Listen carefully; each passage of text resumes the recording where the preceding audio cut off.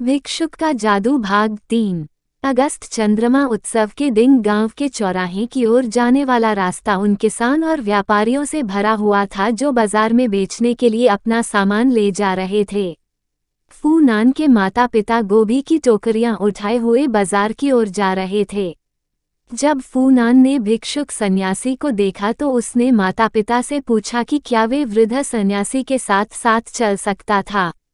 फूनान उस वृद्ध को नई पतंग के बारे में बताने लगा जो वे जन्मदिन पर मिले पैसों से खरीदना चाहता था। अचानक उसके रास्ते पर कुछ हंगामा होने लगा। किसान वू का गधा जो नाशपातियों से भरा हुआ ठेला खींच रहा था, भीड़भाड़ वाले रास्ते पर सबको तीतर बितर करता हुआ दौड़ने लगा। भारी बोझ से दबे गधे को और तेज दौड़ने के लिए किसान वू उसे पीट रहा था और उस पर चिल्ला रहा था। जब तक फूनान और वृद्ध सन्यासी गांव के बाजार में पहुंचे, किसान वो भी अपने ठेले पर लगी नाशपातियां बेच रहा था। सूर्य की गर्मी के कारण सबको प्यास लग रही थी और मीठी रसभरी नाशपाती खूब बिक रही थी। यद्यपि किसान वो भारी दाम मांग रहा था। एक स्वादिष्ट नाशपाती मुझे खाने के लिए दे सकते हो? सन्यासी ने किसानों वो से पूछा। फटीचा भिखारी, तुम्हें कुछ ना मिलेगा, किसान वो उन चिल्लाया।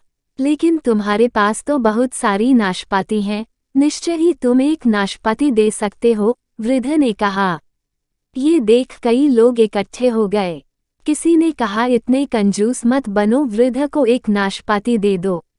किसान वो ने गुस्से से अपनी लाठी घुमाई और सन्यासी को बुरा भला कहा। बालक फूनान ने जब ये देखा तो पतंग खरीदने का सपना जो वह देख रहा था उसको बुलाकर उसने अपनी जेब में हाथ डाला। पतंग मैं बाद में भी ले सकता हूँ, उसने अपने आप से कहा और झटपट किशन वू को अपना सिक्का दे दिए। जन्मदिन के उसके सारे पैसों में सिर्फ एक छोटी नाशपाती ही मिली।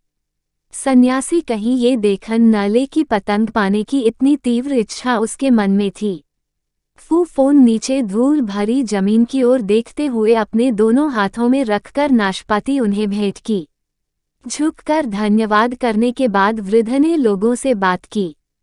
क्योंकि आप में से कई लोगों ने अपना भोजन मेरे साथ बांटा है, उन्होंने कहा। मैं हर एक को एक स्वादिष्ट नाशपाती खिलाऊंगा।